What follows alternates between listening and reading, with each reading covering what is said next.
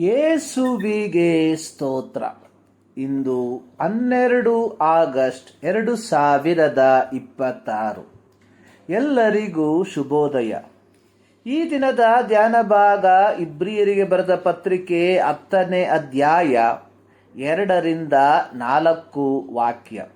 ಆ ಯಜ್ಞ ಸಮರ್ಪಣೆಯು ನಿಂತು ಹೋಗುತ್ತಿತ್ತಲ್ಲ, ಯಾಕೆಂದರೆ ದೇವಾರಾಧನೆ ಮಾಡುವವರು ಒಂದೇ ಸಾರಿ ಶುದ್ಧೀಕರಿಸಲ್ಪಟ್ಟ ಮೇಲೆ ಅವರಿಗೆ ಪಾಪ ಉಂಟೆಂದು ಅವರ ಮನಸ್ಸು ಇನ್ನೂ ಸಾಕ್ಷಿ ಕೊಡುವುದು ಹೇಗೆ? ಆದರೆ ಆ ಯಜ್ಞಗಳಿಂದ ಪ್ರತಿ ವರುಷದಲ್ಲಿಯೂ ಪಾಪಗಳ ಜ್ಞಾಪಕವಾಗುವುದುಂಟು. ಹೋರಿಗಳ ಮತ್ತು ಓತಗಳ ರಕ್ತದಿಂದ ಪಾಪಗಳು ಪರಿಹಾರವಾಗುವುದು ಅಸಾಧ್ಯವಾಗಿದೆಯಲ್ಲ. ಹಳೆಯ ಒಡಂಬಡಿಕೆಯ ಕಾಲದಲ್ಲಿ ಯಜ್ಞ ಯಾಗಾದಿಗಳು, ಅಂದರೆ ದೋಷ ಪರಿಹಾರಕ ಮಹಾದಿನದಂದು ಮಹಾಯಾಜಕನು ಓತಗಳ ರಕ್ತವನ್ನು ತಕ್ಕೊಂಡು ಮಹಾಪರಿಶುದ್ಧ ಸ್ಥಳವನ್ನು ಪ್ರವೇಶಿಸಿ ತನ್ನ ಬೆರಳುಗಳನ್ನು ಆ ರಕ್ತದಲ್ಲಿ ಅದ್ದಿ ಅದನ್ನು ಕೃಪಾಸನದ ಎದುರಾಗಿ ಚಿಮುಕಿಸುವಾಗ ಜನರು ಮಾಡಿದಂತಹ ಪಾಪಗಳು ಮುಚ್ಚಲ್ಪಡುತ್ತಿತ್ತೇ ಹೊರತು ಸಂಪೂರ್ಣವಾಗಿ ತೆಗೆದು ಹಾಕಲ್ಪಡುತ್ತಿರಲಿಲ್ಲ. ಹೀಗಿರಲಾಗಿ ಮಹಾಯಾಜಕನಾದವನು ಪ್ರತಿ ವರುಷವೂ ದೋಷ ಪರಿಹಾರಕ ಮಹಾದಿನದಂದು ರಕ್ತವನ್ನು ತೆಗೆದುಕೊಂಡು ಮಹಾಪರಿಶುದ್ಧ ಸ್ಥಳವನ್ನು ಪ್ರವೇಶಿಸುತ್ತಿದ್ದನು. ಅಂದರೆ ಹಳೆ ಒಡಂಬಡಿಕೆಯ ದೋಷ ಪರಿಹಾರಕ ಯಜ್ಞವು ಜನರಿಗೆ ತಾತ್ಕಾಲಿಕವಾಗಿ ಮಾತ್ರ ಆಗಿತ್ತು. ಇಬ್ರಿಯ ಕ್ಯಾಲೆಂಡರ್ ಪ್ರಕಾರವಾಗಿ ಹೇಳುವುದಾದರೆ ಕೇವಲ 354 ದಿನಕ್ಕೆ ಮಾತ್ರ ಸೀಮಿತವಾಗಿತ್ತು. ಪ್ರತಿ ವರ್ಷದ ತ್ರಿಶ್ರೀ ತಿಂಗಳಿನ 10ನೇ ದಿನದಲ್ಲಿ ದೋಷ ಪರಿಹಾರಕ ಯಜ್ಞವು ನಿರಂತರವಾಗಿ ಸಮರ್ಪಿಸಲ್ಪಡುತ್ತಿತ್ತು. ಹಳೆಯ ಒಡಂಬಡಿಕೆಯ ಜನರು, ಅಂದರೆ ಯಹೂದ್ಯರು, ಎಂದಿಗೂ ತಮ್ಮ ತಪಿತಸ್ಥ ಮನೋಭಾವದಿಂದ ಮುಕ್ತರಾಗಿರಲಿಲ್ಲ.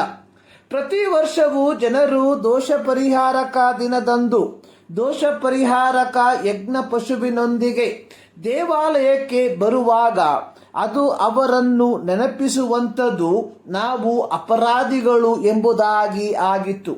ಅಂದರೆ ಯೆಹೋವನು ಮೋಶೆಯ ಮೂಲಕ ಯಹೂದ್ಯರಿಗೆ ಕೊಟ್ಟಂತ ನೇಮ ನಿಯಮಗಳು ಅವರನ್ನು ಸಂಪೂರ್ಣವಾಗಿ ದೋಷಮುಕ್ತರನ್ನಾಗಿ ಮಾಡಲು ಸಾಧ್ಯವಾಗಲಿಲ್ಲ. ದಾವೀದನು ಪಾಪ ಮಾಡಿದಾಗ ಯೆಹೋವನು ಪ್ರವಾದಿಯಾದ ನಾತಾನನ ಮೂಲಕ ತಿಳಿಯಪಡಿಸಿದನು. ಆಗ ದಾವೀದನು ನಾತಾನನಿಗೆ, ನಾನು ಯೆಹೋವನಿಗೆ ವಿರುದ್ಧವಾಗಿ ಪಾಪ ಮಾಡಿದ್ದೇನೆ ಎಂದು ಹೇಳಿದನು. ಆಗ ನಾತಾನನು ಅವನಿಗೆ, ಯೆಹೋವನು ನಿನ್ನ ಪಾಪವನ್ನು ಕ್ಷಮಿಸಿದ್ದಾನೆ, ನೀನು ಸಾಯುವುದಿಲ್ಲ ಎಂದು ಹೇಳಿದ. 2 ಸಮುವೇಲ 11 ಮತ್ತು 12 ಅಧ್ಯಾಯಗಳಲ್ಲಿ ಇದರ ಪೂರ್ಣ ಚರಿತ್ರೆಯನ್ನು ಕಾಣಬಹುದು. ನಂತರ ದಾವೀದನು 51ನೇ ಕೀರ್ತನೆಯನ್ನು ಬರೆಯುವಾಗ ಅದರ 3ನೇ ವಾಕ್ಯದಲ್ಲಿ ಬರೆದಿರುವಂಥದ್ದು, ನನ್ನ ಪಾಪವು ಯಾವಾಗಲೂ ನನ್ನ ಮುಂದೆ ಅದೆ.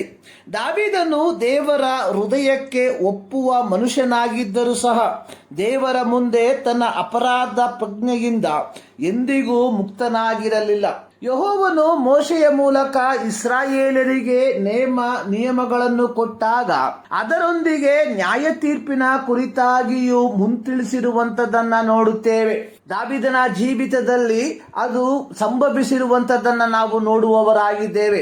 ಆದರೆ ಹೊಸ ಒಡಂಬಡಿಕೆಯ ದೇವಜನರಾದ ನಮಗೆ ಲಭಿಸಿರುವಂಥದ್ದು ಪಾಪವನ್ನು ಮುಚ್ಚುವಂಥದ್ದಲ್ಲ, ಬದಲಿಗೆ ಯೇಸು ಕ್ರಿಸ್ತನ ರಕ್ತದಿಂದ ಪಾಪವು ಸಂಪೂರ್ಣವಾಗಿ ತೊಳೆದು ಬಿಟ್ಟಿರುವಂಥದ್ದು. ಆದುದರಿಂದಲೇ ಪೌಲನು ರೋಮಾಪತ್ರಿಕೆ 8ನೇ ಅಧ್ಯಾಯದ 1ನೇ ವಾಕ್ಯದಲ್ಲಿ ಹೇಳಿರುವಂಥದ್ದು, ಕ್ರಿಸ್ತ ಯೇಸುವಿನಲ್ಲಿರುವವರಿಗೆ ಅಪರಾಧ ನಿರ್ಣಯವು ಇಲ್ಲವೇ ಇಲ್ಲ. ಪ್ರೀತಿಯ ದೇವಜನರೇ, ನಮ್ಮ ಪಾಪಗಳು ಪರಿಹಾರವಾಗುವುದಕ್ಕಾಗಿ ಯೇಸು ಕ್ರಿಸ್ತನ ಹೆಸರಿನಲ್ಲಿ ದೀಕ್ಷಾಸ್ನಾನ ಪಡಕೊಂಡು ಪೂರ್ಣ ಶುದ್ಧರಾಗಿರುವ ನಾವುಗಳು ಆ ಪರಿಶುದ್ಧತೆಯೊಂದಿಗೆ ಬಾಳ್ವೆ ಮಾಡುವವರಾಗಿದ್ದೇವ. ಈ ಮುಂಜಾನೆಯಲ್ಲಿ ಸರ್ವಶಕ್ತನಾದ ದೇವರು ಈ ಅಧ್ಯಯನದ ಮೂಲಕ ನಿಮ್ಮನ್ನು ಆಶೀರ್ವದಿಸಲಿ.